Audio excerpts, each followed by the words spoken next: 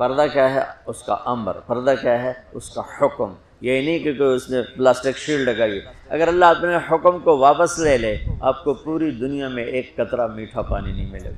کڑوا پانی ایسے پھیلے گا، ایسے اندر جائے گا کہ آپ پوری دنیا کھود کے مر جاؤ گے، ایک قطرہ میٹھا پانی نہیں پا سکو گے. یہ میرے اللہ کا اعلان ہے.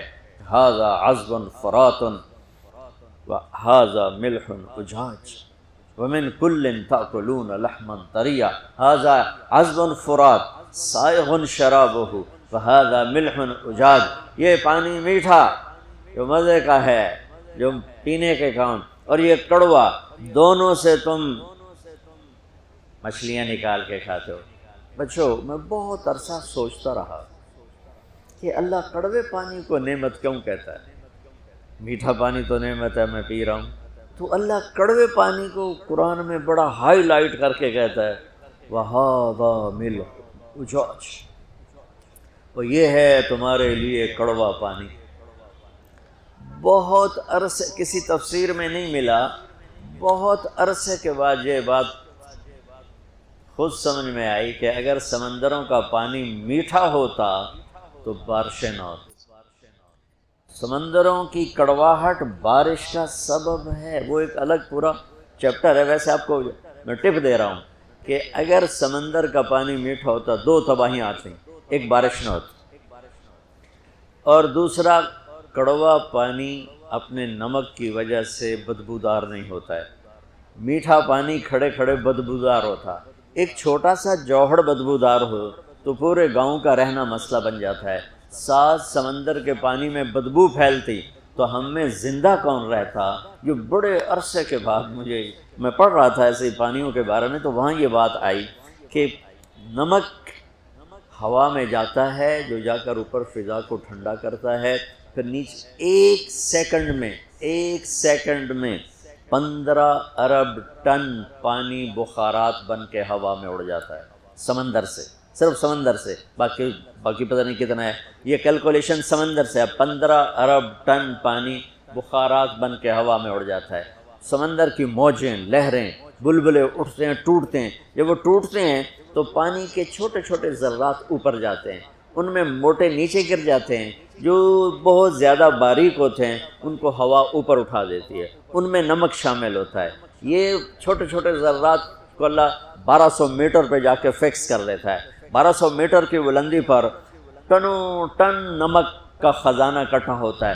جہاں اللہ بارش پیدا کرنا چاہتا ہے وہاں حکم دیتا ہے، تو نمک کی ٹھنڈک سے یہ جو ہر وقت 15 ارب ٹن پانی بخارات بن کے جا رہا ہے، یہ ٹھنڈا ہونا شروع ہوتا ہے. ٹھنڈا ہو کے قطرے بنتا ہے. جب وہ قطرے موٹے ہو جاتے ہیں اور ہوا ان کو اٹھانے سے عاجز ہوتی ہے تو پھر وہ ٹپ ٹپ ٹپ ٹپ ٹپ ٹپ زمین پہ گرنا شروع ہوتا ہے. کڑوے پانی نہ ہوتے، اللہ نے سارا کے دل میں ڈال دیا کھچاؤ، دل بند کر دے. سارا کہے بڑی بیوی، انہوں میری اکھیں تو دور کر، میرا دل کٹیندا ہے. انہوں اولاد ہوگی مینوں نہیں ہوئی، انہوں میری اکھیں تو دور کر، میں نہیں ویکھ سکتی. انہوں نے سمجھا سوکن پنا ہے. جبریل آ گیا کہ اللہ تعالیٰ فرما رہے ہیں جیسے کہہ رہی ہے ویسے کرو، لے جاؤ. کہ اللہ کہاں لے جاؤں؟ کہاں جہاں ہم کہیں. کہ یار تو اللہ میں جامع کیویں؟ کہا جبریل آئے گا زندگی میں پہلی دفعہ، کائنات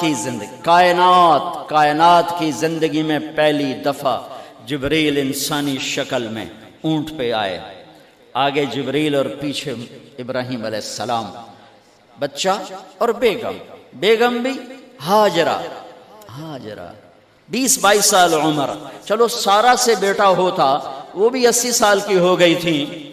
تو ایک عورت زندگی گزار چکی ہے تو اس کو جدا کرنا آسان تھا. ہاجرہ شہزادی 20 سال عمر. چلتے یہ دن 3 ہفتے لگے، 4 لگے، مہینہ لگا، 2 ہفتے لگے، پتہ نہیں، اللہ ہی جانتا ہے.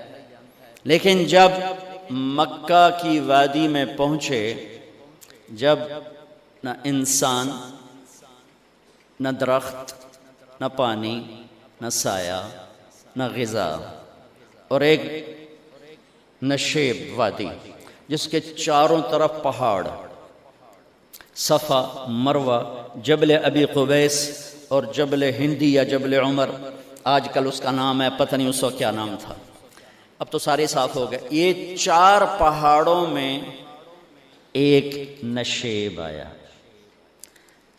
تو جبریل نے کہا یہاں اپنے بچے اور بیوی کو اتار دیں اور واپس چلے جائیں۔ جب آگ میں ڈالا تھا تو ایک لفظ نہیں بولے تھے،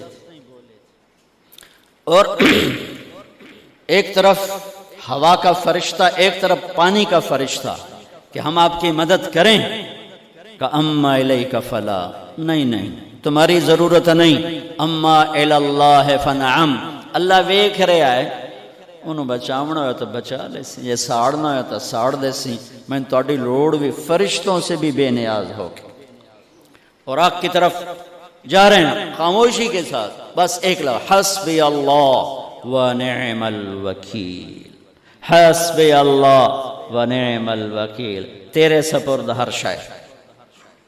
اس خوفناک آگ کے سامنے ایسا صبر، ایک لفظ نہیں بولے۔ جب جبریل نے کہا ایتھے چھوڑ دے ہو، ایک دم یہاں کیسے چھوڑ دوں؟ اللہ اکبر، یہاں تو نہ کوئی انسان ہے، نہ اسباب زندگی ہیں، نہ پانی ہے، کچھ بھی نہیں ہے، کیسے چھوڑ دوں؟ کہا آپ کے رب کا فرمان ہے یہیں چھوڑنا ہے، کہ اس بچے کی پشت سے آخری نبی تشریف لائیں گے اور اس وادی کو میں تشریف لائیں گے۔ اسلمت لرب العالمین، ٹھیک چھوڑ دے۔ ہاجرہ تو نبی نہیں ہے نا، ہاجرہ تو شہزادی ہے، تو جب واپس مڑے وہ حیران ہو گئی، یہ کیا کر رہا، یہ کیا کر رہا؟ تو انہوں نے پوچھنا شروع کیا، اب کیا یہ کیا، مجھے کیوں چھوڑ کے جا رہا ہو؟ امر، خاموش، جواب نہیں دینا۔ بچہ گود میں ہے، تصور کرو 4000 سال پہلے دا مکہ میں کیویں وکھائی، میں آپ نہیں ویکھ سکتا تو انہوں کیویں وکھائی؟ کالے پہاڑ، انسان نہیں، ہوا کی سنسناہٹ، دھوپ کی تپش، پہاڑ کی آگ، پتہ نہیں کون سا مہینہ تھا اللہ ہی جانے، اور وہ جا رہی ہیں ساتھ ساتھ۔ کیوں میرا قصور کی ہے، میں نے چھڑیا کیوں گئی، جاندہ کدے پہ ہیں، کوئی غلطہ دس۔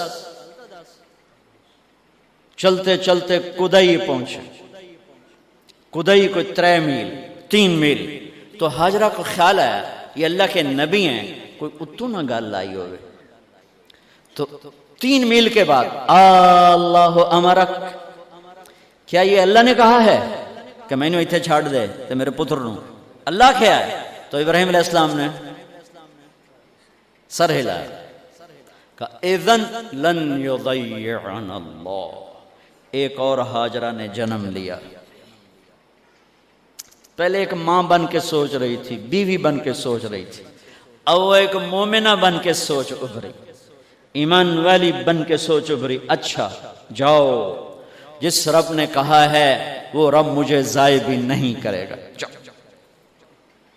میں جب تصور کرتا ہوں میری آنکھوں کے بند ٹوٹ جاتے ہیں کہ اس نے خامند کو جاتے ہوئے کیسے دیکھا ہوگا، پیچھا پیکے تک کوئی نہیں، جتے ہو جاتے بہ جاؤں، کوئی 4 بندے بھی کوئی نہیں، چلو پردیسی صحیح، عزت دا زمانہ آئی، ہر ایک دی بیٹے نو بیٹی سمجھا جاندہ آئی، پیچھے کوئی نہیں ہے، وہ اپنے خامند کو دیکھے جا رہی ہے اور وہ پیچھے مڑ کے دیکھنے کی ہمت نہیں فرما رہے ہیں۔